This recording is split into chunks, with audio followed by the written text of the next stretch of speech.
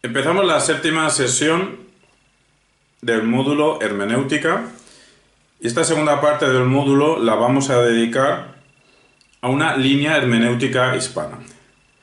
En los libros de historia y filosofía o en los libros de historia de la hermenéutica, este sintagma, línea hermenéutica hispana, o en vez de línea escuela de hermenéutica hispana, que yo sepa, no existe.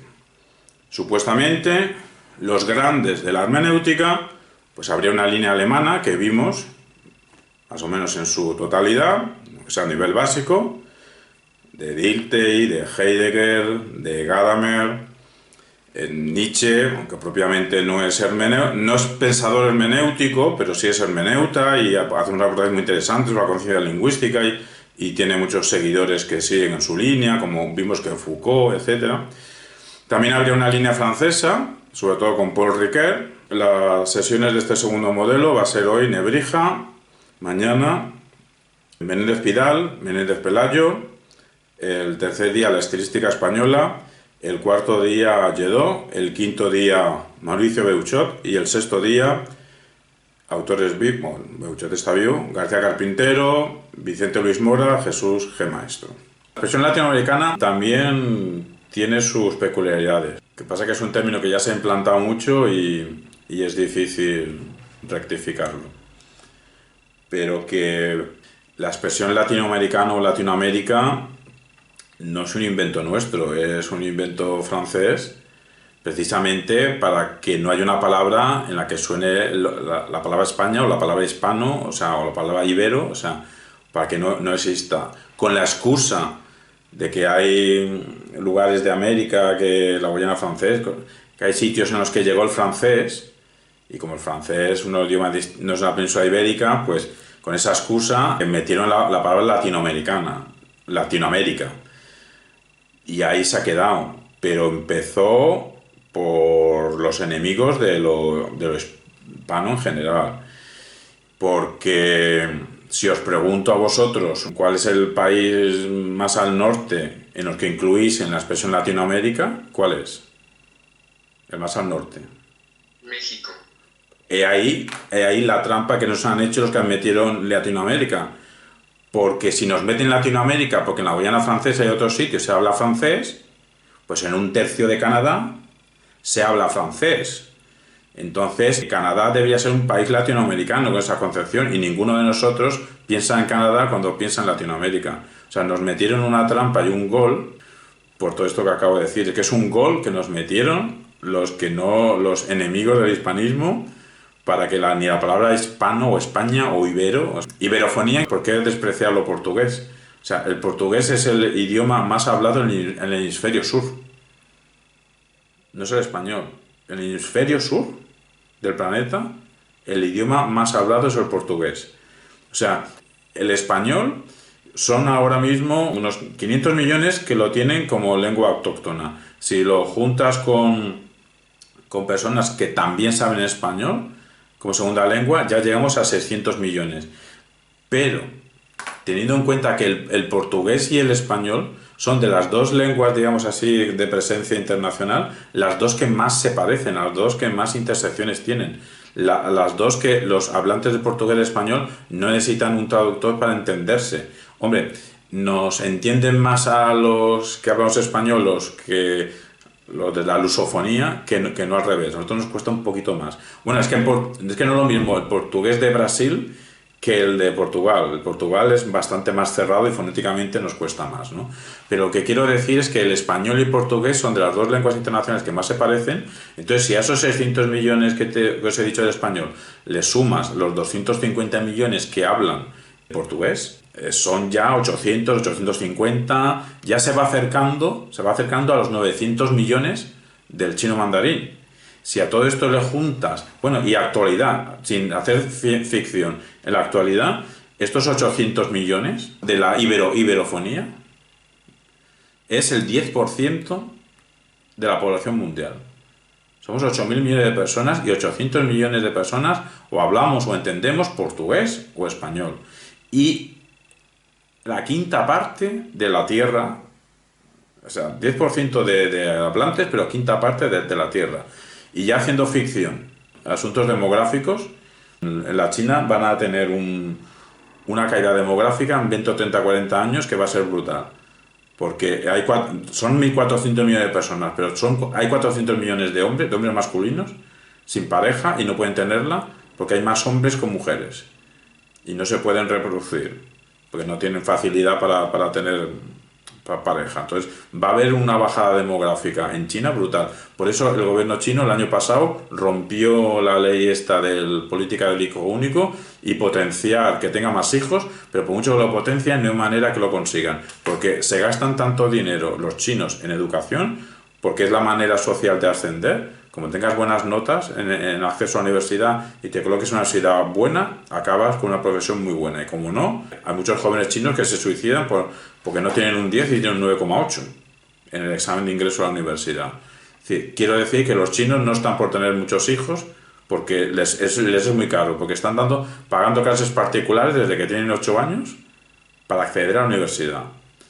Quiero decir que China tiene muchas personas, pero que va a bajar.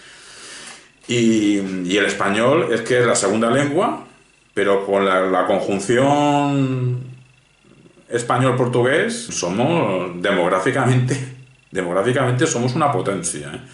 Y a nivel de internet ya sabemos que el inglés nos saca ventaja 1000%, pero también estamos en segunda posición, ¿no? Pues más motivos para, sin caer en orgullos tontos y caer en patriotismos tontos que no llevan a ningún sitio, pero ni orgullos tontos ni ignorancia. Pues lo dicho, que pensemos en español, interpretemos en español. Fernando Miguel Pérez Herraz es un pensador filosófico actual español muy potente, muy riguroso, que conjuga a la vez un nivel técnico filosófico muy alto con no descuidar el aspecto histórico. Algo digno de admiración, porque a veces los pensadores filosóficos muy técnicos se olvidan del componente histórico y a veces los historiadores de la filosofía pues les falta sutileza técnica. Tiene un libro muy interesante, Lindos y Tornadizos, el pensamiento filosófico hispano, siglos XV y XVII.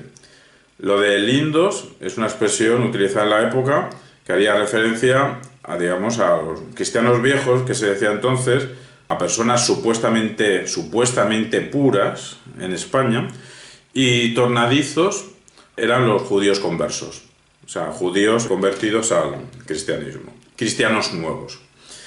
Pues en este libro, Lindos y Tornadizos, nos explica Fernando Miguel Pérez Herraz, este libro es de 2016, pues que desde la Celestina, pasando por el Quijote, hasta llegar a Calderón de la Barca, lo que se suele llamar el siglo de oro de la literatura española, pues hay muchos libros que llenaron en el reino, en aquel momento llamado de las Españas, pues lo llenaron con letras, con palabras, con discursos, que en cierta medida no es que sustituyesen al libro por antonomasia, el libro sagrado, la Biblia, pero se puede decir que en cierta medida sí, porque la dedicación, la lectura, las obras dramáticas, aunque tuviese un componente religioso algunas, pues hubo una producción muy cuantitativa y muy cualitativa.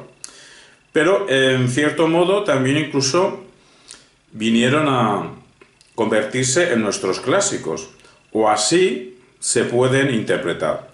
Clásicos en un ambiente en que, como dice en el título, los tornadizos, los conversos, bien judíos convertidos al cristianismo, bien descendientes de dichos judíos, antes de la expulsión en 1492, pues se interrelacionaban con el resto de la población. Posteriormente, después de la expulsión también, pero sin poder evitar esporádicas problemáticas. El caso es que estos libros de literatura son nuestros clásicos, son nuestros modelos, son nuestras referencias, no solo para entretenernos literariamente, sino para pensar. A veces se dice o maldice que en español falta una potente filosofía y algunos responden que sí que está, pero es que a lo mejor está en libros de literatura. También en aquella época, el siglo XV, cuando el humanismo tímida o de forma más drástica empieza a avanzar, pues los libros de literatura también no dejaron que su sitio lo ocupase el humanismo. O sea, es decir, la formación de conciencias en las que se supone que es el aspecto del humanismo, ya lo llevamos a cabo a través de la literatura. El caso es que actualmente, en el ámbito filosófico, nuestros supuestos clásicos literarios, pues no son nuestros clásicos en filosofía. Los clásicos en filosofía supuestamente son los clásicos europeos. La tríada francesa, inglesa, alemana, de Descartes, Locke, Kant y otros. Lo que pasa es que Fernando Miguel Pérez Herraz nos dice que quienes realmente construyeron discursos potentes, es decir, capaces de comprender su presente, todos los presentes son tiempos realmente difíciles de comprender. Incluso nosotros mismos, ahora en 2022, en marzo de 2022, estamos viviendo un tiempo de difícil comprensión. No es fácil saber lo que nos está pasando y mucho más difícil es saber lo que nos va a pasar incluso a muy corto plazo. Pues en aquel momento de los siglos XV, XVI y XVII nos recuerda Fernando Miguel Pérez Herraz que también tenemos nuestros pensadores filosóficos, algunos más bien son literarios, pero tenemos a Vives, tenemos a León Hebreo, tenemos a Fernando de Rojas, literato, a Luis de León, a Pérez de Oliva, a Victoria, el creador del derecho internacional, a Molina, a Vázquez Menchaca, a Suárez, a Juan de la Cruz, Cervantes, Calderón, Gracián, etc. Nosotros, hablo un servidor, nosotros nos quejamos de que en el pensamiento hermenéutico pues pasa lo mismo, pasa algo parecido. Nos han dicho que los pensadores hermenéuticos clásicos, ortodoxos, pues son más bien de corte centroeuropea, sobre todo de corte alemana. Ya vimos a Schleiermacher, Dilthey, Heidegger, Gadamer, pasan por ser la línea ortodoxa de la hermenéutica o la única hermenéutica. Quien quiera ser generoso, pues dice, no, Paul Ricoeur también es un pensador hermenéutico muy importante, y es verdad. Luigi Pareison en Italia también tiene un pensamiento hermenéutico muy importante, y es verdad. Pero no se suele decir que haya una línea hermenéutica hispana. Cuando en esta cosmovisión hispana en la que pensamos, los que hablamos en español, pues tenemos una herencia discursiva. Uno puede arrancar muy lejos, no nos vamos a ir muy lejos, se puede arrancar desde Alfonso X el Sabio, Nebrija, del que vamos a hablar hoy, Menéndez y Pelayo, Menéndez Pidal, Mauricio Beuchot, que está vivo, es uno de los filósofos más importantes en la actualidad, y estos que acabo de nombrar, no hay ninguna duda de que son no solo pensadores hermenéuticos, y salvo Mauricio Beuchot, también son hermeneutas, también son intérpretes de obras científicas, literarias, etc. Mauricio Beuchot también es intérprete de obras filosóficas. Me refiero que un Menéndez Pidal, un Menéndez Pelayo son básicamente críticos literarios. Pues estos que acabo de nombrar, hispanos, Mauricio Beuchot es mexicano, verdaderos artífices de potentes concepciones filosóficas sobre lo que supone interpretar. Es decir, o al menos nosotros proponemos que tiene sentido hablar de una línea hermenéutica hispana, o al menos lo vamos a intentar justificar con esta sesión y con las 5 siguientes. Empezamos pues esta línea hispana en la hermenéutica con Alfonso X de Castilla, posteriormente llamado el Sabio. Estamos hablando de 1221 a 1284. Pensador, político, pensador, que realizó e impulsó una obra no solo literaria, no solo científica, no solo jurídica, no solo ajedrecística, de relevancia. Cuando decimos que impulsó y realizó, es que literalmente construyó obras de este estilo que acabamos de decir, si luego aparte que difundió, hizo un círculo de intelectuales expertos en latín, en hebreo, en árabe, y todo eso en una estructura científica, y incluso si se dice hasta de poder, que era conocida como la Escuela de Traductores de Toledo. Tanta importancia tiene para nosotros, no solo por lo que acabo de decir, sino que incluso, al menos documentalmente, es de los inicios de la prosa en castellano. Evidentemente hay otros indicios, pero una cantidad considerable de textos en prosa en castellano los tenemos gracias a la Escuela de Traductores de Toledo, que asimismo que una escuela de traducción también era una escuela de interpretación. He ahí el motivo de que la nombremos. Escuela no solo de traducción, sino de interpretación. Pero interpretación y traducción ¿de qué? De textos grecolatinos, textos científicos, que en su momento fueron vertidos al árabe, bueno, incluso antes del árabe al siríaco. Muchos textos griegos fueron vertidos primero al siríaco y del siríaco al árabe. Al árabe y del árabe, en la escuela de traductores los pasaron al hebreo y finalmente al latín. Y a veces, en estos trasvases, utilizaban lo que se suele llamar, desde nuestro tiempo, filológicamente, el romance castellano. A veces, aunque el objetivo final era pasarlo al latín, les era más fácil pasarlo del griego o del hebreo al romance castellano, y una vez que ya estaba en romance castellano, lo pasaban al latín. También a veces directamente del griego o del hebreo, directamente, o del latín, directamente lo pasaban al castellano. Eso es la menor de las veces, pero también hay casos. Este rey, o vamos a no llamarlo rey, porque en hermenéutica, en filosofía, ni tenemos santos, llaman Santo Tomás, pero no San Agustín, pero en filosofía no tenemos santos, tampoco tenemos reyes. Entonces vamos a llamarle por su nombre, Alfonso.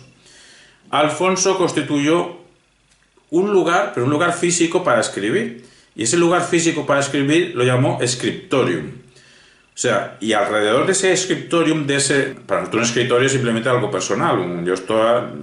Estáis viendo mi imagen en una pantalla, que está en un ordenador, que está en una mesa, que está rodeada de 20 o 40 libros.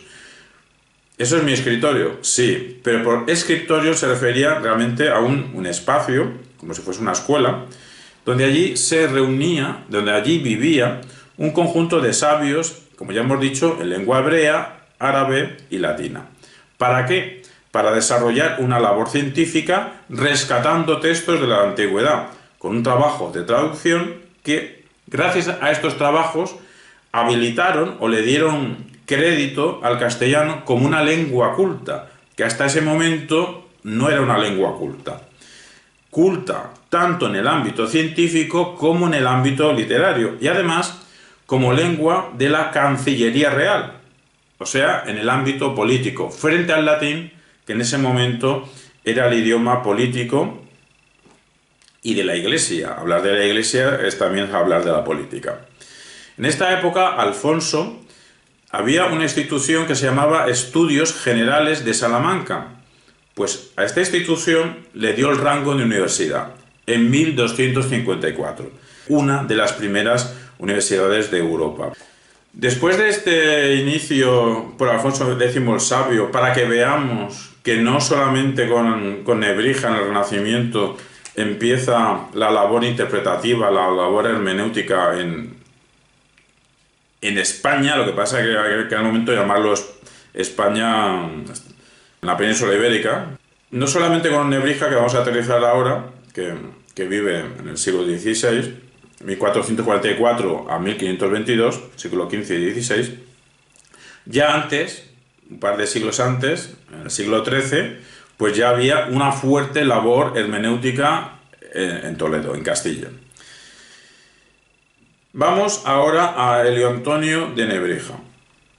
Llamado bautismalmente, se lo bautizaron como Antonio de Martínez de Cala y Charana, con X. Él mismo se puso el nombre de Elio Antonio de Nebrija. El Antonio ya lo llevaba desde la pila bautismal y puso un prenombre, el Elio, y digamos que el apellido puso de Nebrija, haciendo honor a su ciudad natal, que no se llama el pueblo, la ciudad, Nebrija con N, sino con L, Lebrija. Lo que pasa es que él creía que en latín el nombre de su ciudad tenía que ver más con la N que no con la L. El caso es que a quien conocemos por Nebrija nacido en 1444 en Lebrija y muerto en 1522 en Alcalá de Henares, se puede decir que fue el primer gran humanista español. ¿Por qué? Por varias cosas. A lo que más asociamos en España actualmente el nombre de Nebrija es por ser el artífice de la primera gramática de la lengua castellana. Lo de lengua castellana, el problema es en qué momento la lengua castellana pasa a ser español, ¿no? Pero eso ya son cuestiones filológicas. Pero él tituló su obra Gramática Castellana, la publicó en 1492, y no solo es que sea la primera gramática sobre la lengua castellana, sino es que su labor científica, su importancia, es que es la primera gramática en una lengua romance, porque todas las gramáticas, ya había gramáticas, eran sobre el griego o sobre el latín. Pero, en realidad, él era un latinista. Esta fue una obra, incluso para él, menor, porque él, en el fondo, era un latinista y también tuvo obras muy importantes en la misma época de 1492, un primer diccionario latino-español, y también en 1492 la vuelta de otro diccionario español-latino. No es como ahora que en el mismo diccionario vemos los dos idiomas, sino en dos libros distintos. Hizo primero un diccionario, un vocabulario latino-español y español-latino. Se nota que los hizo de forma distinta porque no coincide el número de palabras. Hay un volumen que tiene más palabras que el otro.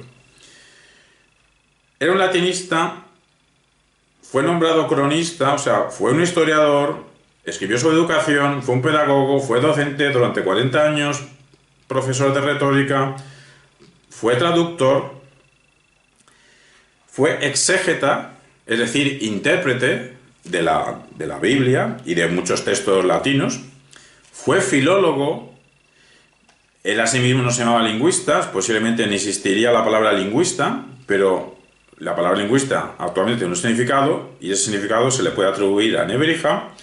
Fue lexicógrafo, especialista en términos, lexicografía, fue astrónomo, fue estudioso de medidas geográficas, incluso, no sé si le podemos perdonar o divertirnos, porque por su egocentrismo, más que egocentrismo, habría que llamarlo piecentrismo, porque propuso que la medida universal tenía que ser el pie, pero su propio pie.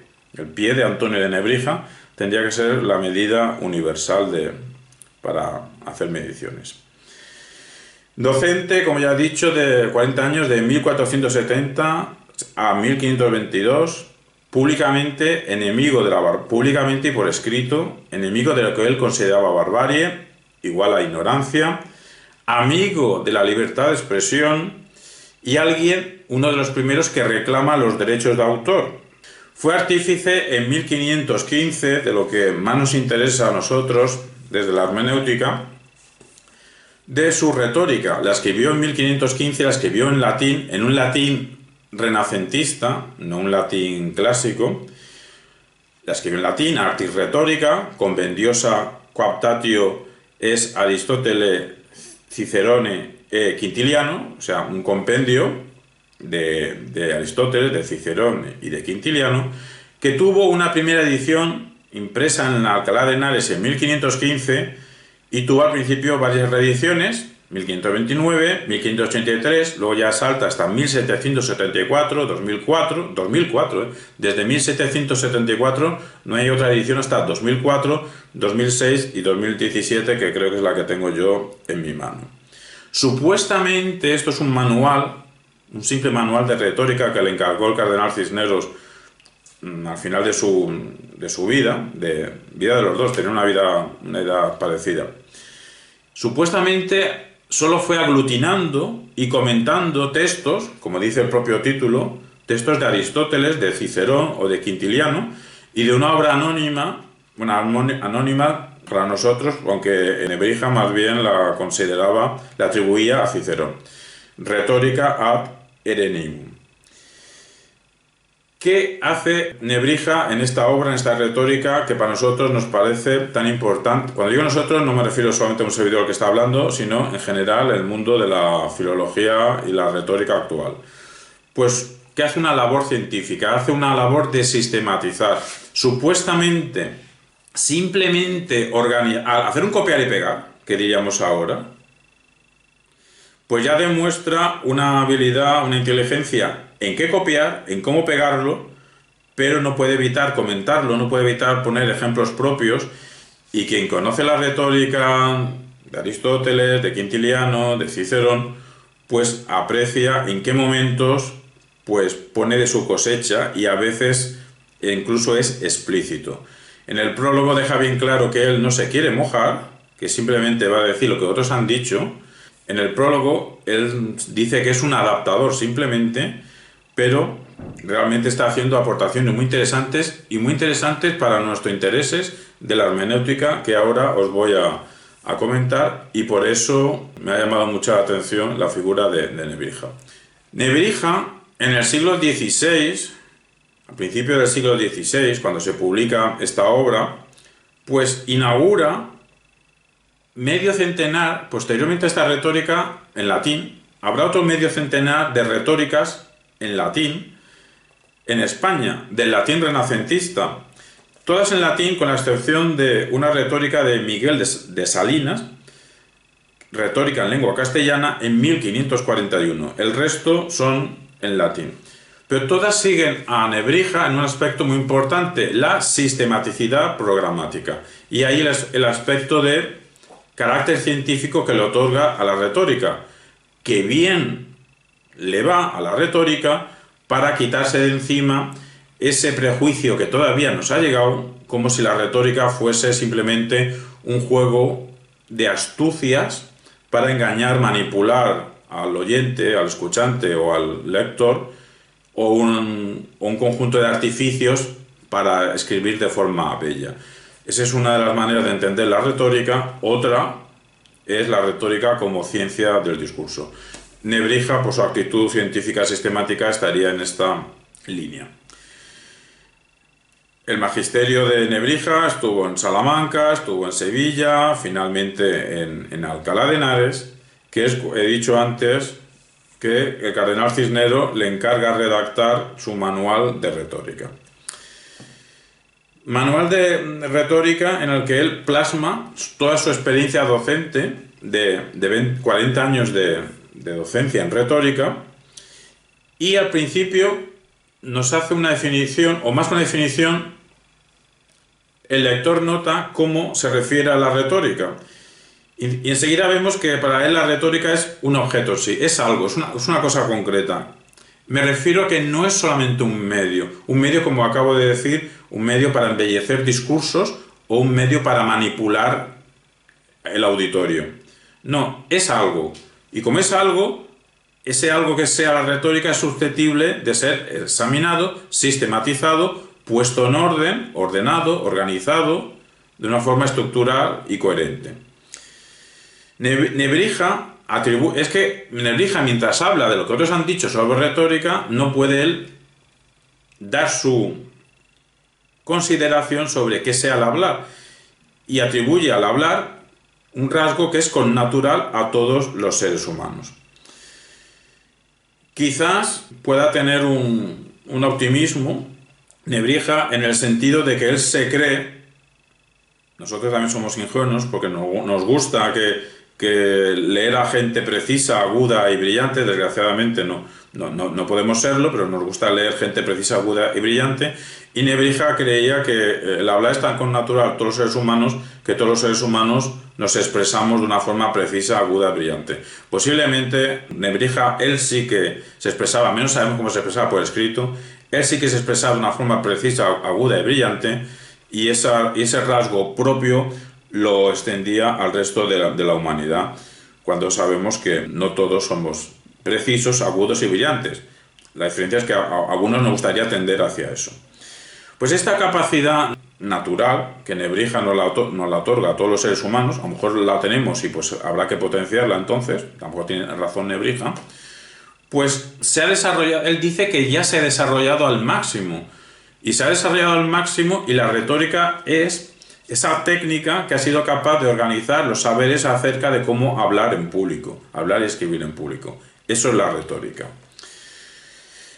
De ahí que la retórica de Nebrija, aunque sea un compendio, aunque sea una suma, a nosotros, en el siglo XXI, en 2022, nos sirve mucho, porque así nos sirve para valorar que sea la precisión, la agudeza, la brillantez de un escritor, de un orador, y el lingüista quizá tenga que ponerse como objeto de estudio cómo ser preciso, agudo y brillante escribiendo y hablando. Esto de la precisión, la agudeza y la brillantez son los rasgos que a través de la retórica podemos potenciar. Todos, para Nebrija, podemos nosotros deducir, todos podríamos ser unos buenos hablantes. Más bien, esta es interpretación nuestra, no de Nebrija. Podemos considerar que todos seríamos hablantes, pero solo algunos somos rhétores, solo algunos realmente son personas que hablan con elocuencia, etcétera, etcétera. Pero bueno, al menos la sabiduría de Nebrija nos sirve para estar en ello. ¿Nos define de alguna manera retórica? Sí, como el arte de hablar bien. En realidad se está refiriendo al arte de pensar bien, porque veremos más adelante una frase exacta de Nebrija en el que le pone ya en la línea del giro lingüístico, teniendo en cuenta que el giro lingüístico emerge en el siglo XIX, sobre todo en el siglo XX, y aquí estamos hablando del tránsito del XV al XVI. Retórica sería la técnica cuyo fin concreto sería el discurso bien compuesto. Así pues, el fin, la motivación del orador para Nebrija, pues es hablar bien para persuadir con argumentos y de una forma comunicada, no para engañar, no para manipular, etcétera, etcétera. Pues el arte, o sea, la técnica, radica en el acto, en el propio hecho de hablar. Es que para él hace una definición de oratoria que no es como nosotros, que en el siglo XXI, que estamos muy acostumbrados a asociar todo con el éxito. Él no da una definición de oratoria que se fundamente en el éxito. Para él la retórica es para persuadir.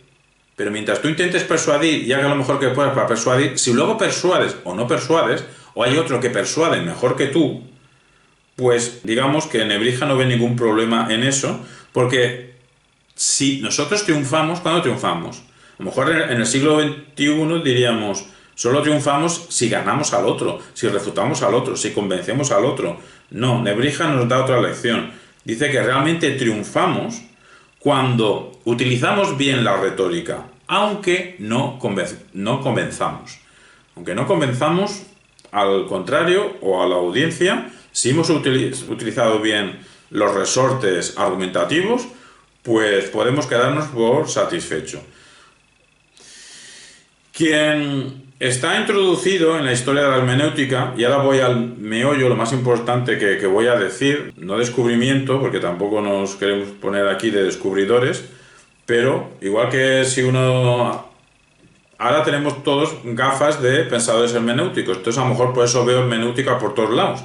Yo no sé si lo que voy a decir ahora ya se ha descubierto o no, pero la idea de círculo hermenéutico, es que la idea de círculo hermenéutico es una de las 2 o 3 ideas más potentes del pensamiento hermenéutico. Esa idea de que hay como una retroalimentación, de que hay un retorno, un toma y daca, que a la hora de comprender un texto no podemos evitar que a la hora de precomprenderlo algo tenemos que comprender ya de él. No es que primero podamos hacer 2 operaciones distintas. Gadamer ya nos decía que a la vez que estamos interpretando ya estamos argumentando. Bueno, pues esta circularidad, llamada círculo hermenéutico, pues tiene mucha importancia, y sí la tiene. ¿Y quiénes han sido sus descubridores? Pues sobre todo se atribuye a Gadamer. Sabemos que Gadamer la aprendió de su maestro Heidegger, y Heidegger sabemos que fue de los primeros lectores que dijo Dilthey es muy importante, y sabemos que Dilthey, creo que el primer libro de Dilthey fue la biografía de Schleiermacher, y Schleiermacher en 1805 hablaba de una circularidad entre la precomprensión de todo de todo lo que se quiere comprender a la hora que es imposible. Es imposible ir a comprender algo si previamente no has precomprendido algo, si no es que nunca llegarías a comprenderlo. Bueno, pues esta reciprocidad a la hora de enfrentarnos, a la hora de comprender un discurso, ya fue señalada por Nebrija. Yo me he leído la retórica de Nebrija este enero y me quedé alucinado que esta obra, publicada en 1515 exactamente en el capítulo 7 de la retórica, pero como acabamos de decir que esta retórica es fruto de 40 años de experiencia de Nebrija, pues a lo mejor Nebrija llevaba toda la vida dándose cuenta de esto que nosotros desde el siglo XIX, XX, XXI llamamos círculo hermenéutico. Es decir, pero lo puso negro sobre blanco en su capítulo 7 de la retórica. Lo que hace es explicitar lo que nosotros desde el siglo XXI, XX, XIX llamamos círculo hermenéutico. Tras hablar de las 5 partes de la retórica, dice lo siguiente, y ahora estoy leyendo de forma literal. A estas 5 partes del arte retórica, algunos añadieron una 6ª parte, de manera que unieron a la invención el juicio, puesto que primero sería encontrar y luego analizar. Repito, primero sería encontrar y luego analizar. Eso es lo que se está preguntando. Pero eso es lo que él niega. Él niega que primero encontremos ideas, encontremos argumentos, encontremos términos para dar un discurso y después analicemos la idea que queremos decir con las palabras con las que hemos elegido y con la idea que queremos transmitir. No. Vuelvo a leer literalmente. Por mi lado, yo creo que no ha podido realizar la invención quien no ha juzgado. Repito, no ha podido realizar la invención quien no ha juzgado. Continúo leyendo literalmente. A mí me parece que el juicio está entremezclado en las 3 primeras partes. Las 3 primeras partes de lo que hay que tener en cuenta a la hora de hacer un discurso. Que son la invención, la disposición y la elocución. Desde luego, no habría disposición ni elocución sin él, sin el juicio. Aunque juzgo que la pronunciación también se sirve de él, e incluso más partes. Repito que dice que no podemos inventar cosas, que no podemos disponer de lo que hemos inventado, que no podemos realmente decirlas y decirlas de una manera elocuente, que no podemos incluso pronunciarlas bien. Incluso más, o sea, todo lo que tenga que ver con escribir o pronunciar un discurso, todo eso no puedes hacerlo ni haberlo pensado previamente sin a la vez juzgar si lo que estás haciendo es correcto o no.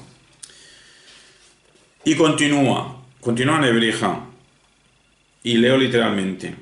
En mi opinión, al comprobar que el juicio no se puede separar de las sentencias y ni siquiera de las palabras singulares, parece que se ve claro que se mezcla, repito, que se mezcla, no solo con la invención, sino también con las otras partes de la retórica. Cierro la cita literal. Nuestra propia aportación personal de un servidor es que los pensadores hermenéuticos alemanes pensaron como círculo hermenéutico esa reciprocidad a la hora de entender un discurso. Claro que la pensaron ellos, claro que tienen su originalidad, pero es que cuanto más fuerza, más potencia tenga la idea del círculo hermenéutico, explotada, explicada y expuesta en los pensadores alemanes, cuanto más fuerza tenga esa idea, más importancia tendrá Nebrija, porque Nebrija, como acabamos de escuchar, ya formuló en latín, esta retórica está escrita en latín originalmente, ya lo formuló a principios del siglo XVI, varios siglos antes, unos 300 años antes que Schleiermacher, 400 años antes que Gadamer. Para Nebrija no podemos separar el juicio, o sea, el juicio es la evaluación de todas esas partes de un discurso, porque están en mutua dependencia y según él están mezcladas, no se pueden separar. Eso es el círculo hermenéutico. En el mismo capítulo 7, en su cierre, también una referencia a los distintos sentidos de un discurso. Y esto es una aclaración, lo de distintos sentidos de un discurso, es una aclaración eminentemente hermenéutica, a saber, y leo la frase textual: para que no haya en nuestro hablar nada incorrecto u oscuro, conviene referirse a los sentidos que no están patentes. Cierro la cita. Sentidos que no están patentes. Es decir, a la hora de hablar, a la hora de leer, a la hora de interpretar, para que todo no sea incorrecto, para que no haya oscuridad, el escuchante, el lector y el pronunciador del discurso y el escritor tiene que tener en cuenta que no solo hay sentidos presentes claramente, sino también hay otros sentidos más ocultos que no están explícitamente patentes. Y esos sentidos también son importantes. Pues eso es la hermenéutica. De eso va la hermenéutica. De pensar si hay un único sentido en las proposiciones, si hay más, y qué materiales tenemos que tener en cuenta para rescatarlos. Si basarnos solo en el autor, solo en la obra o solo en la psicología del receptor. De eso va la hermenéutica. En el capítulo 26 de su retórica, Nebrija realiza unas precisiones subrayando lo que nosotros desde el siglo XXI consideramos que eso es dimensión pragmática e intencional de lo discursivo. Si al leer la frase es verdad lo que acabo de decir, que subraya la dimensión pragmática e intencional del discurso, entonces Nebrija se adelanta más de 400 años a Paul Grice y a toda la pragmática filosófica de mediados del siglo XX y años 60, años 70 del siglo XX. Su cita literal es: cuídese al máximo la elocución, siendo así que las palabras mismas han sido buscadas en función de los asuntos. Repito, las palabras se buscan en función de los asuntos que quieres transmitir. En función de eso buscas la palabra. Ahí hay una adaptación de tu intencionalidad con tu comunicación. Sigo leyendo.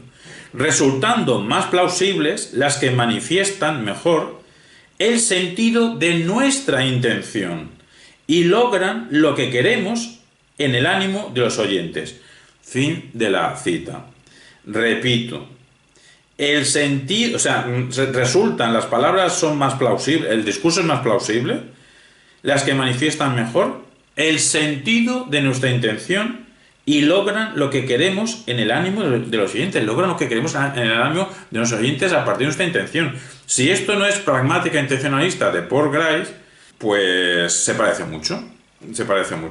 Y cuanto más potencia explicativa, filosófica tenga la pragmática intencionalista, pues repito el anterior pensamiento de que más fuerza tiene Nebrija, porque si no dijo lo mismo, dijo algo que se le parece mucho. En Nebrija encontramos también una fijación, una obsesión por la claridad expresiva, pero eso muchos la tienen, ¿no? Pero simplemente lo decimos. Voy a leer rápido una cita de él. La claridad en las palabras supone la principal acepción de propiedad, pues el primer conocimiento de cada cosa es su denominación, y la propiedad no se refiere al nombre, sino a la capacidad de significar. En cambio, la oscuridad se deriva de las palabras removidas de sus usos.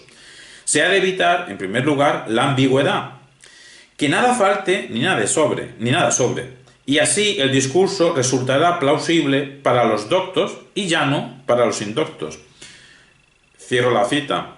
Pero es que como manual de estilo es impagable, es genial, es perfecto. Ojalá todos pudiésemos escribir y hablar acorde a lo que acabo de leer. Elio Antonio de Nebrija describe al castellano, estamos en el tránsito del castellano, al final se convierte en español, porque en la península ibérica estaba el castellano, estaba el aragonés, estaba el catalán, pero había catalán, había dialecto valenciano, dialecto mallorquín, estaba el gallego, el galaico portugués, estaba el euskera, etc. Se hablaba el árabe, se hablaba el hebreo, y llega un momento que lo que emergió como castellano se convierte en otra cosa, pues a eso lo llamamos español. Precisamente en la época de que empieza la hispanosfera, como queramos llamarla. Elio Antonio de Nebrija describe el castellano conforme a reglas gramaticales. Eso también es muy importante a nivel de cientificidad en Nebrija. en un momento en el que esta lengua, el castellano, no era tomada como lengua de instrucción. Se enseñaba en latín, se gobernaba en latín, se escuchaba la misa en latín. Eso hasta el Concilio Vaticano II, hace tanto. Y encima lo hace Nebrija con una terminología gramatical novedosa y distinta, sin servidumbres del latín, que era la lengua de los eruditos. Todo esto lo podemos considerar como una defensa del castellano por un sabio latinista. Repito que en realidad Nebrija es latinista. Otra cosa es que haya pasado a la historia por un libro que en su época fue un libro menor, la gramática castellana. Precisamente por ser sabio latinista, él denuncia los errores cometidos, y esto nos interesa para la hermenéutica, los errores cometidos o que él veía como errores en los libros de texto de derecho y de medicina. Libros, según Nebrija, producidos por bárbaros, y utilizaba esta expresión. Nosotros nos preguntamos hoy en día, pues también, si siguen habiendo bárbaros que escriban libros y que sean bestsellers o que incluso pues lleguen a la universidad, por ejemplo, ¿no? De ahí que Nebrija se vio obligado a confeccionar en un principio un manual y diccionarios de latín. Sus textos se recibieron en aquel momento en Europa y viajaron posteriormente, pero ya en vida de Nebrija, a América. La gran contribución de Nebrija en el pensamiento europeo fue su idea de que la llave para desvelar la verdad está en la lengua y no en la revelación o en la autoridad. Esto, que literalmente lo cogemos de la biografía de Nebrija, José Antonio de Millán, que lleva el subtítulo de El rastro de la verdad, y tiene mucho que ver con lo que ahora quiero subrayar, para nosotros es la segunda gran clave, el segundo gran tesoro de Nebrija. El primer gran tesoro es lo que hemos dicho antes, que no me quiero poner yo medallas, pero no lo he leído en ningún sitio, lo de que el círculo hermenéutico ya está en Nebrija. Lo que acabo de decir ahora no es mérito mío, sino, por ejemplo, de José Antonio Millán, que literalmente nos dice que la llave para desvelar la verdad está en la lengua y no en la revelación o en la autoridad. Bueno, esto quien lo dice literalmente en Nebrija. Nosotros, lo que añadimos a este comentario, el biógrafo José Antonio Millán no dice lo que voy a decir yo ahora. Nosotros aquí, ¿qué vemos? En esto de que la llave para desvelar la verdad está en la lengua la llave para la verdad. Pues nosotros aquí vemos una clara actitud que desde nuestro siglo XXI lo llamaríamos conciencia lingüística, y añadimos nosotros, porque ahora estamos pensando en modo hermenéutico, conciencia lingüística y conciencia hermenéutica. Es decir, su preocupación, la de Nebrija, por desenterrar la verdad escondida en los textos. La verdad estará donde se quiera que esté, pero Nebrija tiene bien claro dónde hay que buscarla, en la lengua. Entonces, que esté en la lengua no es incompatible con que la verdad también estamos en finales del siglo XV, que esté en Dios, que esté en las cosas, que esté en lo que como pensadores filosóficos queramos poner, rellene la casilla X. ¿Dónde está la verdad? Pues hay varias opciones. No es incompatible que esté en la lengua y que esté en otros sitios, pero al menos Nebrija dice literalmente que está al menos en la lengua. Pues si está en la lengua la verdad, eso desde el siglo XXI lo llamamos giro lingüístico. He ahí el gran valor que tiene Nebrija. Todo este gran valor yo personalmente lo estoy descubriendo este mes.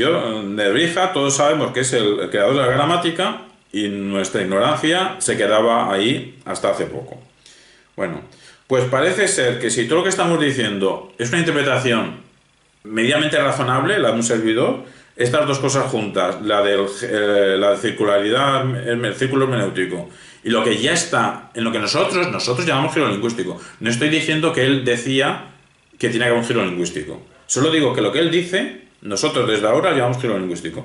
Si esto es verdad, las dos cosas, si la interpretación no es alocada, lo que acabo de hacer, en ese momento hay que decir que lo acontecido en la filosofía del siglo XIX, XX y XXI en Centro Europa tuvo un antecedente importante en la hermenéutica filosófica construida a finales del XV, principios del XVI, en la hispanosfera. Y Nebrija no va a ser un islote en medio del océano.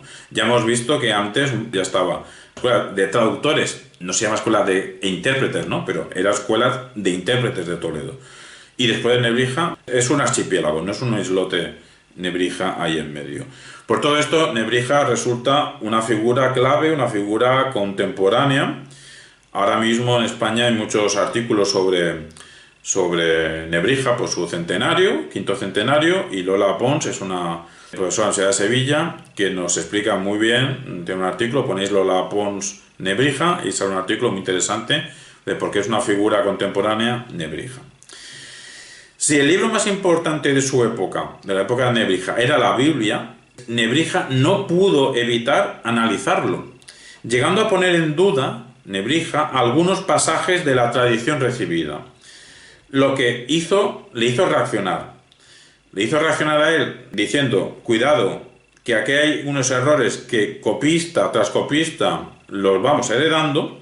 A partir de un primer error se ha ido repitiendo, pero también reaccionó el Santo Oficio de la Inquisición, que persiguió su libro, su publicación en el que explicaba todo esto, su publicación al respecto, y le abrieron un proceso a Nebrija.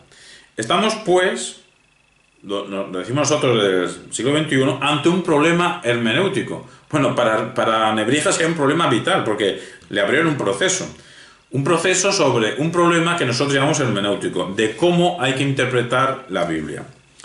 Nebrija contestó, el proceso que tuvo contestó posteriormente con un libro que se llama Apología.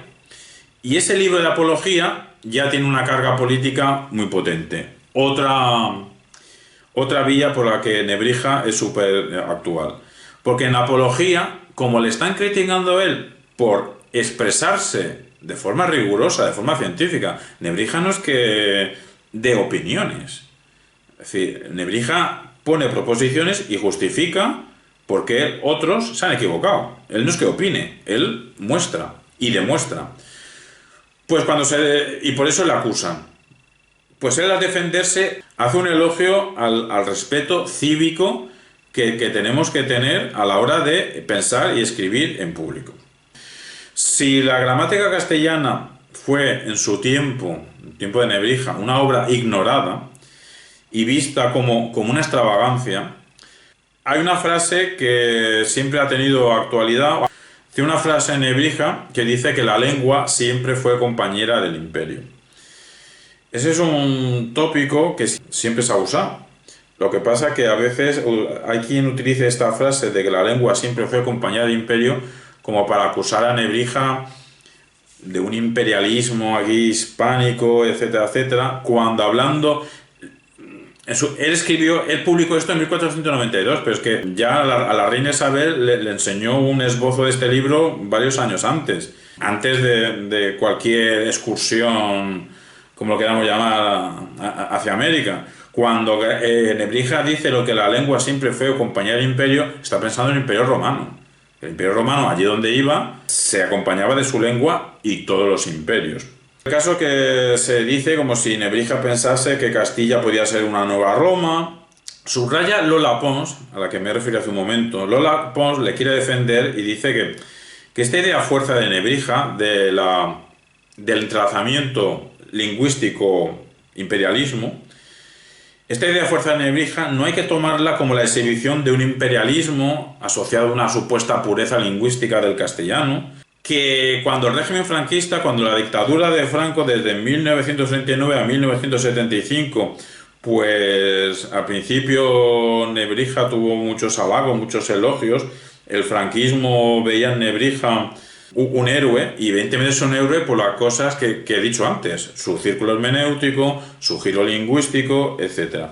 Pero algunos se entusiasman con Nebrija y a lo mejor quieren ver en él un protofascista, un protofalangista, lo cual, pues cada uno que lo interprete como quiera, pero cuando Nebrija escribe los imperios son acompañados con su lengua, lo publica en 1492, lo escribe antes, y lo escribe antes de que desde la península ibérica haya una explosión de lo hispánico hacia otros lugares del mundo. Nebrija lo escribe antes, él no era adivino, no podía saber de que iba a haber algo como la hispanosfera. Sigo basándome, sobre todo ahora, me voy a basar en José Antonio Millán, 2022, libro recién salido, Antonio de Nebrija o El rastro de la verdad. Se pregunta si la lengua castellana de 1492, se pregunta el autor, para nosotros es una lengua extranjera. Porque es que a lo mejor el castellano y el español no son exactamente lo mismo, como he dicho antes. Y es que si leyéramos nosotros sin dulcificar, sin traducir, es que a veces se traduce del castellano al español. O sea, hay versiones del Quijote que son adaptaciones. Tan adaptados está el Quijote al español del siglo XXI que casi es una traducción. Pues si leemos el castellano de 1400 y pico, del siglo XV, si lo leemos sin dulcificar, si lo leemos con realmente los usos ortográficos que utilizaban o no utilizaban ellos, pues el lector actual se extrañaría. Si no lo leemos con ortografía actual y una sintaxis actual, nos extrañaríamos. El propio Nebrija, en el prólogo de su gramática, piensa que la lengua castellana de su tiempo ha recibido en pocos siglos muchas mudanzas, literalmente dice, muchos cambios. La paradoja, o podríamos decir la tragedia, en torno a la figura de Nebrija, es que este hecho gramaticalista, este hecho de que escribió una gramática en castellano, y por eso 1492 es un año que pasan muchas cosas relevantes, y una de ellas es lo de la gramática, pues esto hace que no veamos que Nebrija fue un sabio más allá de un gramático, porque pensó y luego escribió sobre una variedad de temas, manteniendo siempre la coherencia. Lo que hacía este profesor, este catedrático, en las universidades, sobre todo de Salamanca, también estuvo en Sevilla y acabó en Alcalá de Henares, lo que hacía en aquel momento, no Nebrija, cualquier profesor universitario, cualquier catedrático, era literalmente leer desde su asiento o cátedra, es decir, enseñar alguna disciplina públicamente impartiendo una lección, y la palabra lección significaba lo mismo que lectura, en la que los alumnos escuchan, los alumnos oyen y luego, si se tercia, pues debaten sobre ella. Se suponía que lo que el profesor dictaba era un libro que consideraba interesante, lo hubiese escrito él o no lo hubiese escrito él, y literalmente lo leía ante los alumnos, y se consideraba que la manera más perfecta de asimilar el contenido de un libro era copiarlo. El problema de los copistas, que a veces los copistas algunos no sabían leer, literalmente, simplemente eran trabajadores que literalmente copiaban, y al no saber leer cometían errores, y luego el siguiente copista, supiese o no supiese leer, seguía con el error. Y como eran obras a lo mejor escritas en idiomas que no conocían, que si el latín, que si el hebreo, que si el árabe, pues tampoco detectaban el error y lo iban pasando de libro en libro. Hasta que llegó Nebrija y se enteró. Podemos preguntarnos, ¿por qué los demás no se enteraron? Palabras de Nebrija, humanismo, pues significa artes que dicen de humanidad. Literalmente da un significado a la palabra humanismo como artes, es decir, técnicas, que dicen de humanidad. Y en la capital del humanismo, en el siglo XV, Bolonia, donde fue a estudiar 5 años, Nebrija, pues es donde el joven Nebrija llegó a ver un libro impreso por primera vez.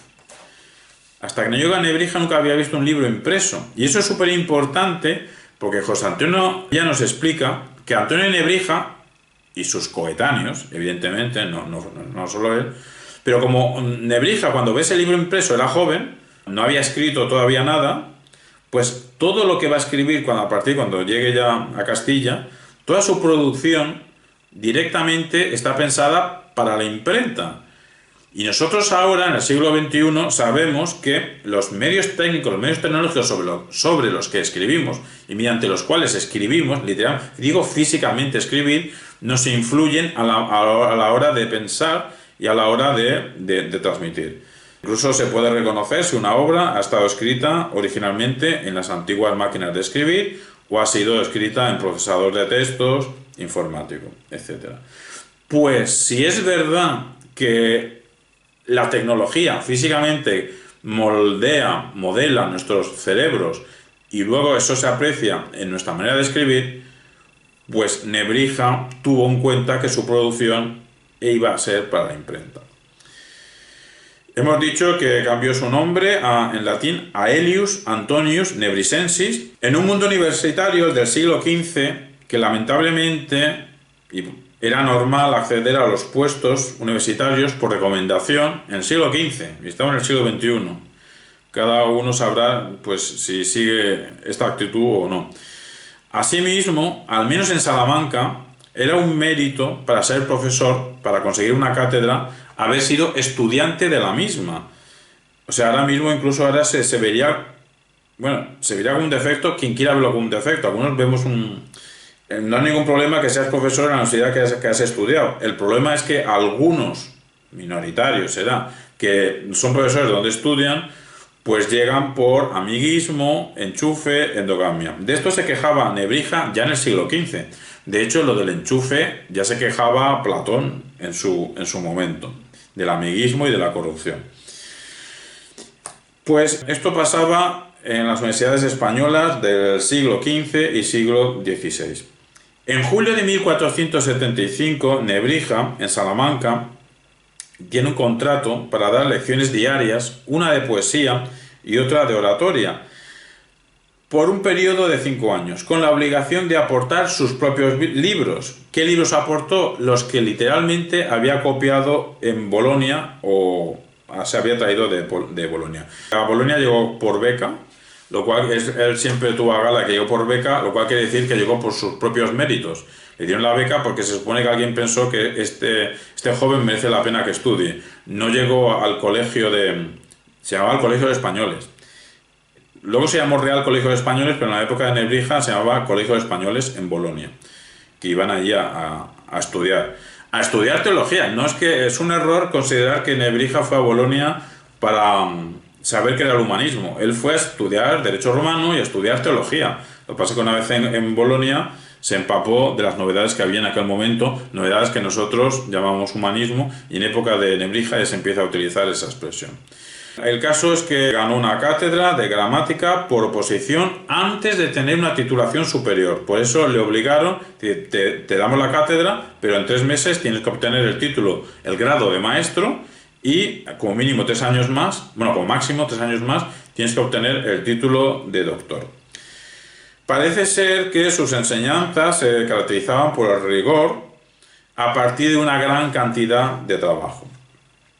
Consiguió el título de maestro en el primer semestre de 1484 y en 1478 se fundó en Salamanca la primera imprenta salmantina en Salamanca.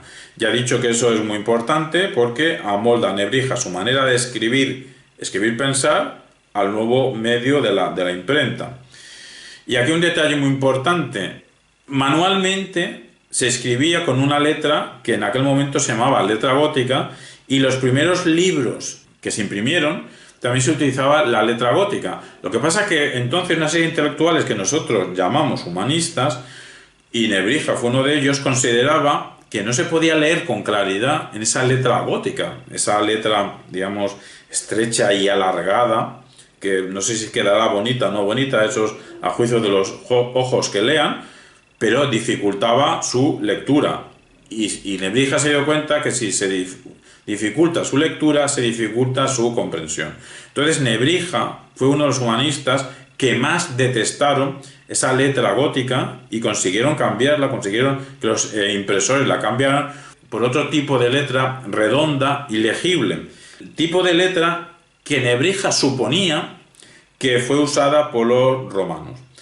Sea esto verdad o no la suposición de Nebrija, al menos denota su conexión, que la claridad estaba en el mundo clásico y no en su más inmediata tradición.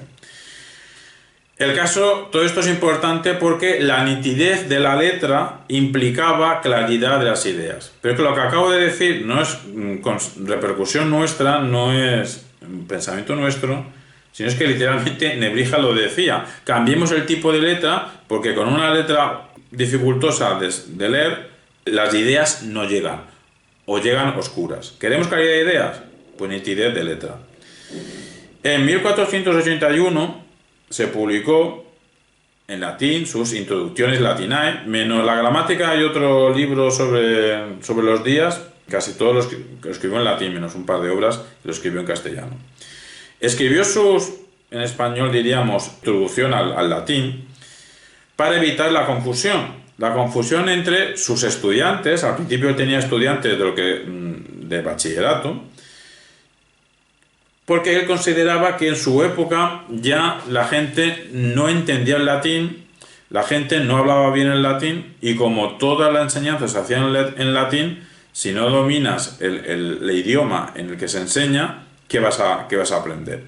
Literalmente Nebrija declara la guerra a los enemigos de lo que él consideraba la lengua latina, que eran todos aquellos que no sabían usarla.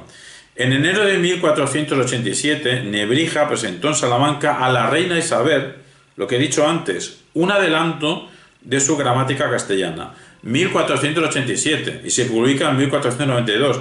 En 1487, en la península ibérica, nadie tenía idea de la aventura americana que estaba a punto de acontecer unos años más adelante. Por eso yo creo que es una mala interpretación la frase de Nebrija de que a todo imperio le acompaña su lengua, interpretándola como que él pensaba un imperio español, que en 1487 no había ningún imperio español. Cuando aquí la anécdota, el chiste, la gracia, no es que sea un chiste, es que a la reina Isabel, posteriormente llamada la católica, en aquel momento de la reina Isabel, pues que no sabía para qué servía una gramática en castellano. Dice, en castellano sobre el castellano. Dice, ¿por qué? Pero si el castellano no es un idioma que se aprende solo. Es decir, es que por eso habían gramáticas sobre el latín y gramáticas sobre el griego. Lenguas que se aprenden con estudio.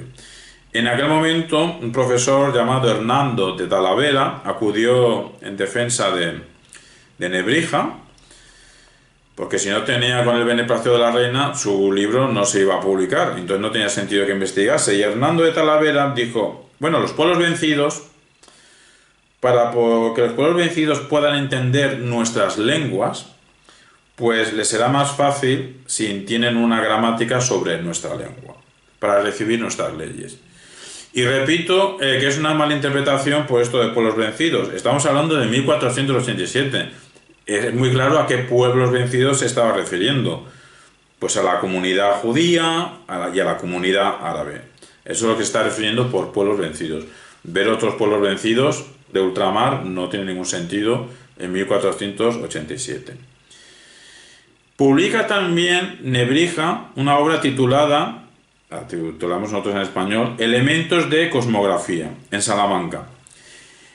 Y esto es muy importante porque aquí Nebrija se decanta, opta por un tamaño de la Tierra, que ese tamaño de la Tierra era superior al que en ese momento defendía Colón en sus conversaciones con los reyes Fernando e Isabel. El problema es que para poder verificar lo que estaba diciendo Nebrija, que el tamaño de la Tierra era más grande que lo que Colón creía, debería saberse a qué correspondían con exactitud las medidas de la antigüedad. Es decir, estamos aquí ante un problema hermenéutico, un problema de interpretación. Pero aquí se ve claramente que la hermenéutica y la interpretación no es simplemente un aburrimiento de gente que no sabe qué hacer con su vida, se dedica a interpretar libros, a ver qué sacamos, qué sentidos. No, es que para poder llegar a las Indias, para poder atacar al turco por detrás, que esa es la intención, no será consciente de ninguna América, es decir, se quería ir al turco por atrás, dando por hecho que la Tierra es una esfera. Pero para eso la Tierra tiene un tamaño. Y Colón se creía saber el tamaño que tenía la Tierra por unos cálculos que ahora sabemos que eran erróneos.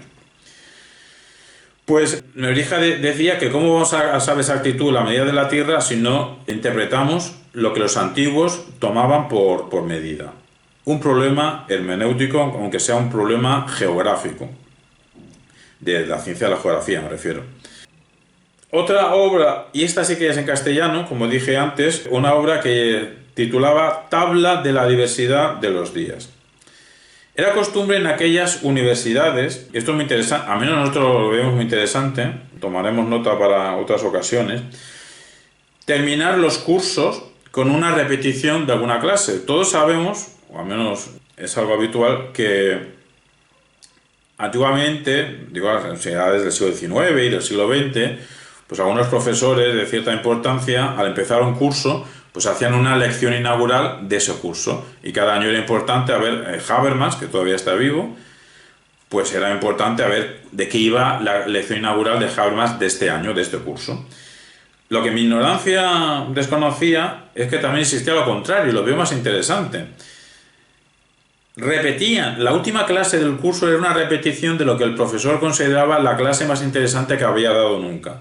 La llamaban repetitio. Pues bien, esta repetitio era una obligación de los profesores, casi todos los profesores se escaqueaban, y el único profesor que realmente año tras año realizaba una repetición era Nebrija. Y esto no lo decimos solo por su capacidad de trabajo, sino que sabemos que su repetitio de 1510, 1511, 1512 se dedicaron a una ciencia que ellos llamaban entonces de metrología, que era la ciencia o el estudio de los pesos y de las medidas. Ya he dicho antes que Nebrija tenía el tono simpático de creer que la medida universal debía ser su propio pie, su propia huella. Ahora sabemos, nosotros, sabemos la ignorancia de Colón acerca del valor exacto de las unidades de medida que figuraban en sus fuentes de origen árabe. Colón manejaba unas fuentes que eran de origen árabe. En esas fuentes existía la palabra milla. El problema es que la palabra milla se podía entender como la milla romana o la milla árabe. Colón sabía a qué se refería la milla romana. Es que para él milla era milla romana. Lo que no tomó nota Colón que su fuente era árabe. Entonces la milla árabe es una distancia distinta, más pequeña la romana que la árabe. Por eso estaba convencido, erróneamente Colón, que las Indias se encontraban a una distancia asequible. Quizá por eso acabó convenciendo a la reina Isabel. Si realmente hubiesen sabido el tamaño que tenía, a lo mejor hubiesen visto que la empresa era más difícil de lo que ya fue en su momento. Pero Nebrija sabía que Colón estaba equivocado. Esto lo digo porque no era solo un gramático de la lengua castellana. Y también lo digo porque el problema de la interpretación afecta a todo, o a muchas cosas, ¿no? He ahí porque hoy nos estamos centrando en Nebrija. En 1488, introducción al latín, bueno, antes fue solo introducciones, en 1488, versión bilingüe. Y aquí nos declara Nebrija una cosa muy importante, que es el valor del conocimiento de la lengua para la religión, las leyes y las ciencias. Lo que pasa es que cuando decía lengua se refería a la lengua latina, que era la lengua académica, la lengua para recibir instrucción en aquel momento. Y decía asimismo Nebrija que de la ignorancia del latín pues viene todo tipo de males. Fue característico de Nebrija el retrabajar, el volver a trabajar las obras ya publicadas. Así hubo otra edición de 1495 de estas introducciones en las que triplicó la extensión del original. Y finalmente pudo hacer una en 1499, una por fin sin erratas. El problema de todo escritor que publica son las erratas, siempre hay erratas.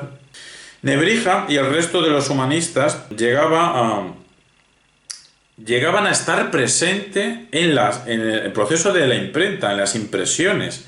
¿Para qué? Para evitar los errores. Estoy diciendo que esta obsesión que suelen tener algunos escritores para que su texto publicado no tenga erratas, que Nebrija lo que hacía directamente iba a las impresiones. Luego se hizo una versión reducida de estas introducciones. Es decir, de las introducciones al latín tiene su obra original en latín, tiene luego otra obra bilingüe, tiene otra obra ampliada, triplicada y tiene una obra abreviada. Es decir, hizo todo tipo de obras que pudo hacer en torno a su introducción al latín para que la gente pudiese hacer ciencia en su momento que era en latín. La gramática sobre la lengua castellana, que se empezó a escribir, ya lo he dicho varias veces, antes de 1492, se empezó a escribir en Salamanca y se acabó de escribir en Extremadura, apareció en agosto de 1492, apareció, es decir, apareció antes de la aventura hacia las Indias, apareció como una auténtica rareza, porque lo normal era hacer gramática sobre el griego o el latín. Nebrija se inscribe en una tradición gramatical que podemos decir incluso hispana, que se remonta a Isidoro de Sevilla. Isidoro de Sevilla hacía gramáticas, pero gramáticas, como acabamos de decir, del latín o del griego, no del castellano. Nebrija en castellano, y por eso es inaugurador, pero continúa una tradición. Su gramática sobre la lengua castellana es la primera gramática que merece tal nombre, dedicada a una lengua vulgar, y también, no solo eso, es la primera que aparece impresa. Las anteriores gramáticas eran copiadas a mano. Ya en el propio prólogo, por curiosidades políticas actuales, menciona la palabra España y se refiere a España como la gente compuesta por diversas naciones como Castilla, Aragón, Navarra y Portugal. Escribe Portugal, no Portugal, Portugal. Su primer párrafo, como he dicho antes, es el más conocido. Y literalmente dice lo siguiente, antes hemos dicho sin literalmente es esto. Saco por conclusión muy cierta, que siempre la lengua fue compañera del imperio, y de tal manera lo siguió, que justamente comenzaron, crecieron y florecieron, y después junta fue la caída de entre ambos. O sea que siempre la lengua va acompañada del imperio, cuando crece, cuando se desarrolla, los imperios nacen, crecen y mueren, siempre con la lengua. Es lo que nos dice Nebrija. Estos algunos lo quieren malinterpretar como un imperialismo hispánico, etc. Yo lo que veo aquí es conciencia política, lingüística, eso sí, que la lengua y que el poder y lo lingüístico van unidos, eso sí que creo que queda claro. Yo lo que veo es una conciencia político-lingüística, de la profunda interrelación entre lo lingüístico y lo político. Como explica José Antonio Millán, la relación entre la lengua latina y el Imperio Romano era un lugar común. Lo que pasa es que repetimos que no se puede atribuir, o creemos nosotros que no se puede atribuir a Nebrija ningún imperialismo hispánico. Nos dice José Antonio de Nebrija que su gramática de lengua castellana tenía unos propósitos bien concretos. ¿Cuáles son? Los siguientes. Primero, ordenación de la lengua castellana. Es decir, si es ordenación, es una actitud científica, una actitud sistemática. ¿Por qué? Literalmente Nebrija creía que la lengua castellana ya había alcanzado sus cumbres y había que meter en una horma una lengua que evoluciona libremente para estabilizarla. Ya hemos dicho antes que Nebrija nos subraya que ha habido muchas mudanzas hasta llegar al castellano, y las que habría que él no se llegó a enterar. Y dice Nebrija, esto hay que pararlo con una gramática para estabilizarlo y que no cambie más. Si el idioma que hablamos estuviese cambiando cada 2 por 3, ciencia es difícil hacerlo, ¿no? ¿En qué se basa Nebrija? Según él, en la autoridad de los muy enseñados, de los buenos hablantes y escritores. Segundo propósito de su gramática castellana: ayudar a los que querían estudiar la gramática latina.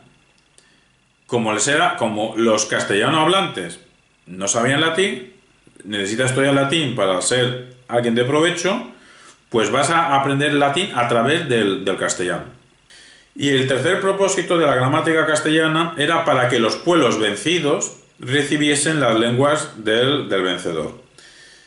Lo que requiere el conocimiento del castellano. Por pueblos vencidos en 1492, escrito esto en 1487, los esbozos, pues es la comunidad hebrea, la comunidad árabe. Naturalmente, los pueblos bárbaros en que podría pensar Nebrija eran los pobladores del recién conquistado Reino de Granada, recién conquistado cuando se publica la obra, en 1492. En enero de 1492, cuando se conquistar. Lo de conquistar es un verbo peculiar, pero bueno, cuando se toma el Reino de Granada, podían ser los bárbaros a los que se refiere Nebrija. También se refería a los habitantes del norte de África, Y también se refería a los habitantes de las costas oeste del norte de África, las islas, lo que nosotros llamamos islas Canarias.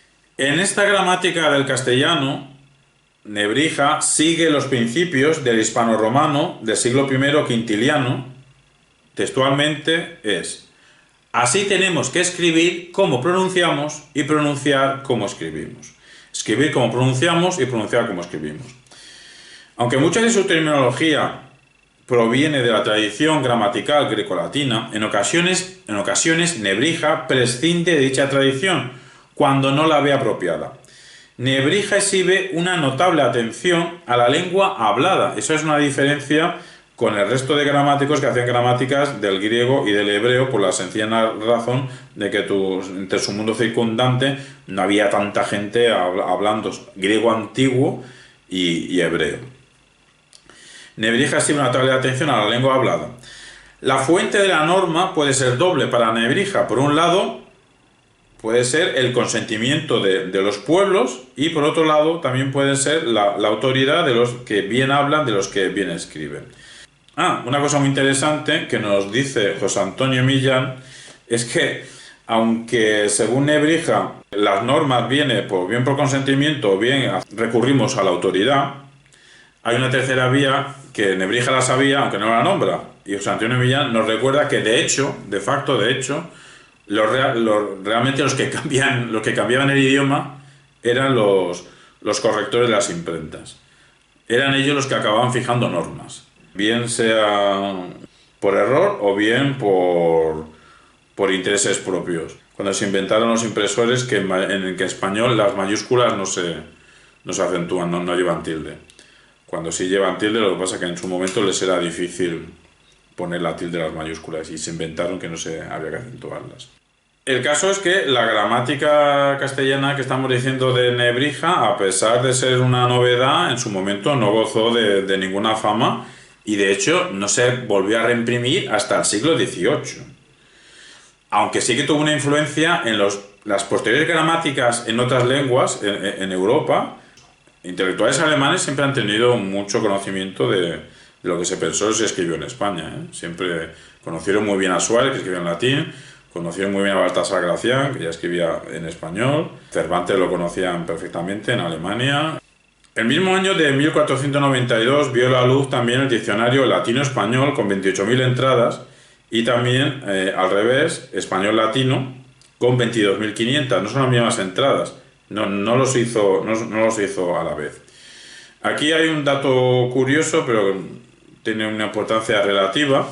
En una obra tan prestigiosa que lo es, lo digo sin ningún tono irónico, esta obra que me baso, Antonio Nebrija, El rostro de la verdad, 2022, es una biografía espectacular, pero repite un error de Menéndez Pidal. Antes he dicho que el gran sabio del origen del español es Menéndez Pidal, pero los sabios y los genios también cometen errores.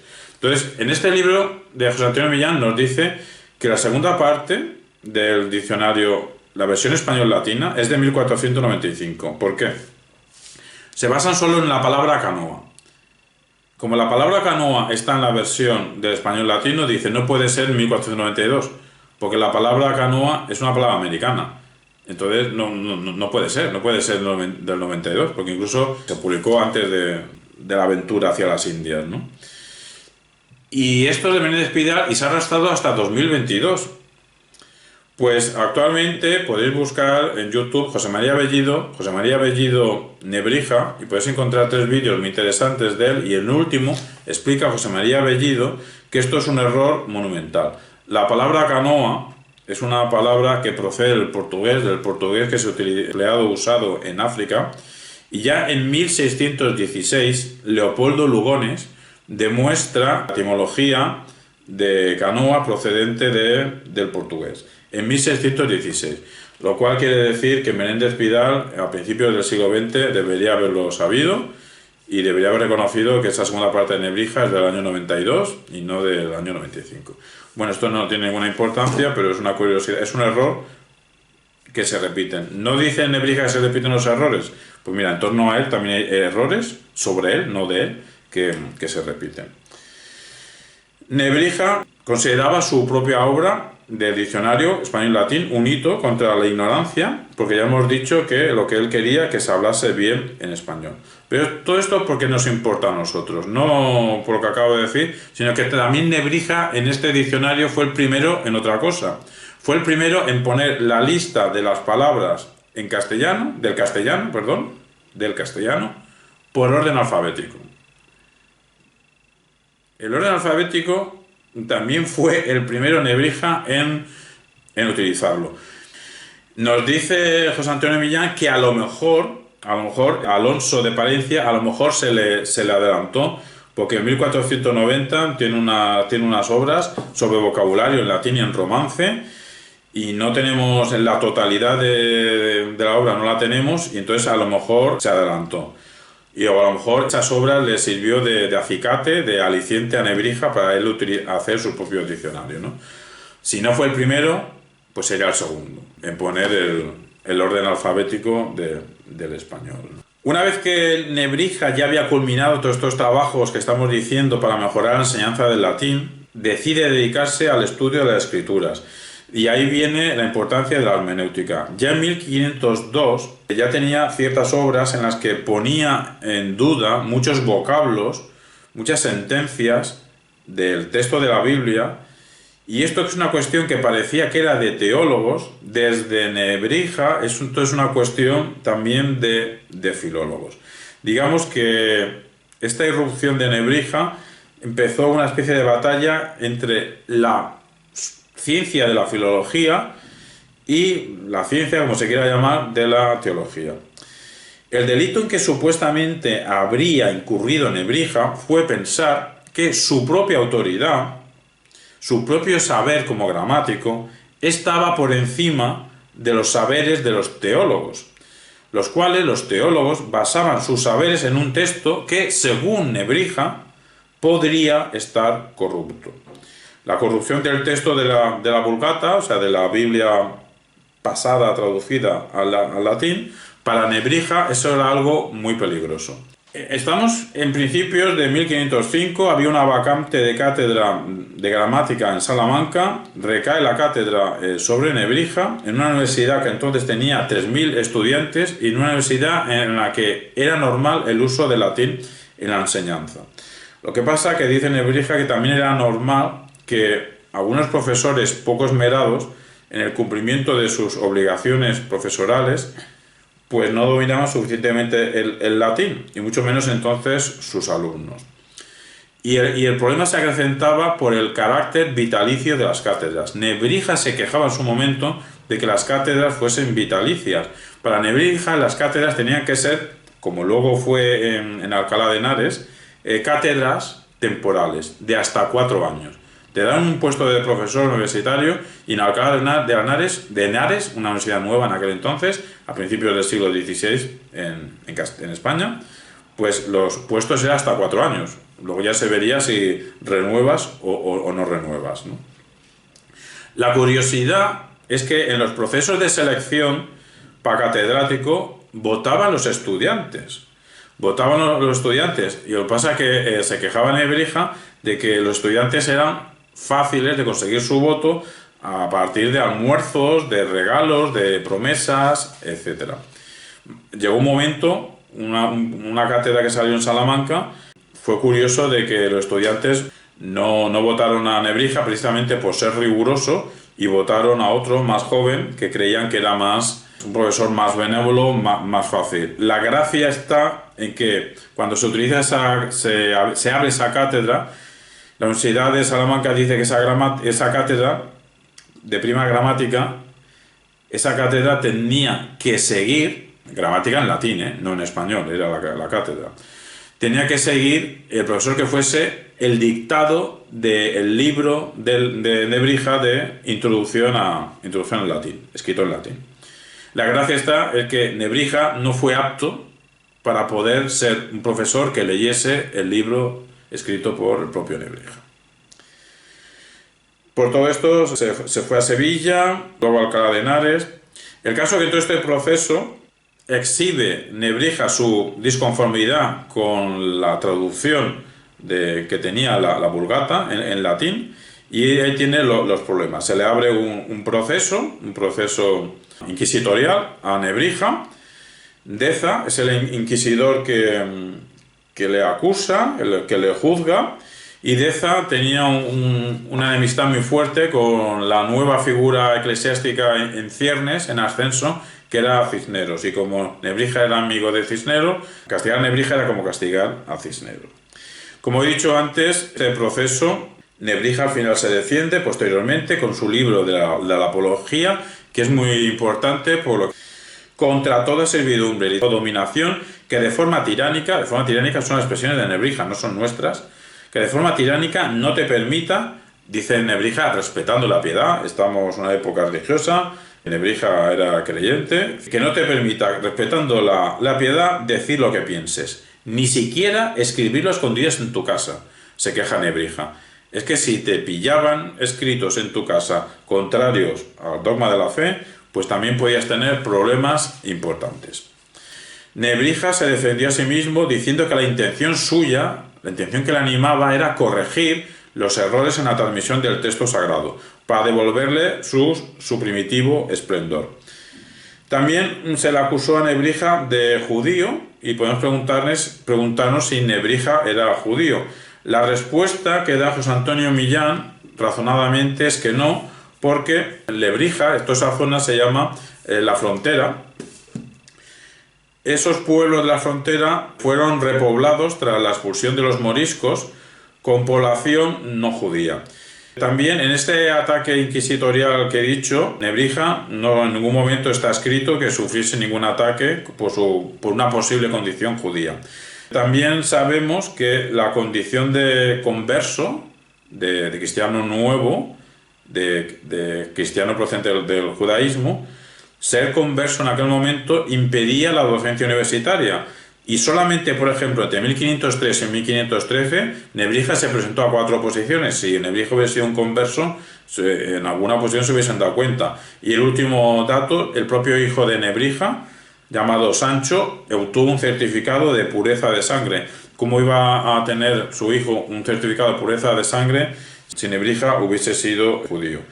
El problema, se le acusaba de judío porque utilizaba el hebreo, pero claro, es que Nebrija necesitaba conocer el hebreo, que fue una autodidacta en hebreo, para poder saber si las traducciones al latín de la Biblia eran incorrectas. ¿Cómo lo iba a saber? Porque la Biblia no se escribió en latín. La Biblia se escribió en arameo y se escribió en hebreo, y para eso necesitaba comparar el texto latino con el texto hebreo. Y como sabía hebreo, pero no sabía tanto como ser un experto, preguntaba a los sabios en hebreo. Nebrija también fue uno de los autores que más vendieron en su época, vendiendo libros, y más se preocupó por la cuestión económica del escritor. Fue uno de los primeros en proteger su derecho de autor. También se le nombró historiador, se le nombró cronista de las gestas de la época, y literalmente dice que esa actitud hay que llevarla con imparcialidad. También se inclina sobre la educación. Tiene un libro sobre educación colectiva frente a la individual, porque decía que el ser humano está destinado a vivir en sociedad y no a vivir individualmente. Las repercusiones de la obra de Nebrija. Su gramática sobre la lengua castellana de 1492 influyó en las gramáticas del italiano en 1516, en la gramática del francés en 1530. Influyó también en la gramática del alemán en 1534. La primera gramática del alemán es en 1534 y sabemos que fue influida por la gramática de lengua castellana de 1492. En la del portugués en 1536, en la del neerlandés en 1584, en la del inglés en 1586. Los principios ortográficos de la gramática y también de su libro Ortografía reaparecieron en las siguientes gramáticas de las lenguas indígenas. Las gramáticas de lenguas indígenas en América que compusieron los misioneros en el Nuevo Mundo también fueron influidas por la gramática castellana.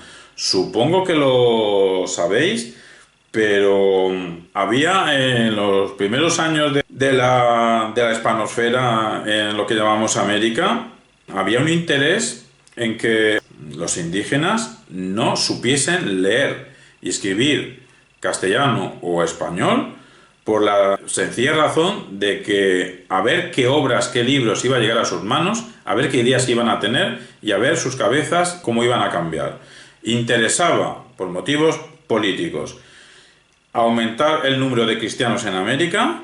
Para eso había que comunicarse, y en vez de obligarles a aprender español, por ejemplo, a través de la gramática castellana de Nebrija, los misioneros lo que hacían ellos era aprender las lenguas indígenas y confeccionar gramáticas de esas lenguas indígenas para que otros misioneros pudiesen aprender lenguas indígenas y impusieran el verbo que queráis, la religión católica en América, pero a través de gramáticas de lenguas indígenas.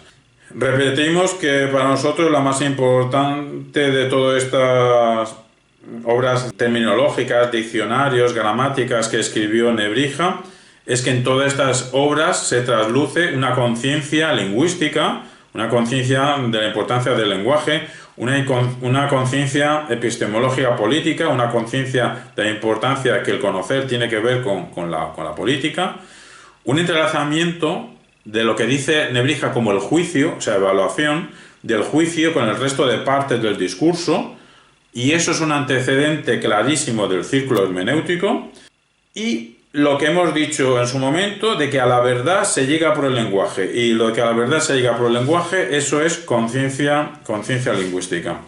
Cerramos ya la exposición larga que hemos hecho de Nebrija, que para los propios españoles es un desconocido. Sabemos quién fue, sabemos situarlo, sabemos ubicarlo cronológicamente, sabemos decir que hizo la primera gramática en castellano, pero será un discurso largo sobre Nebrija, pero considero que es muy importante porque en torno a 1480 hasta 1522 este hombre pensó, escribió, interpretando. Y acabo ya mi discurso diciendo que es un antecedente clarísimo del círculo hermenéutico cuando Nebrija dice que no podemos pensar las partes del discurso sin a la vez estar evaluando, haciendo juicios de la importancia de esas palabras, de esas estructuras, etcétera, etcétera.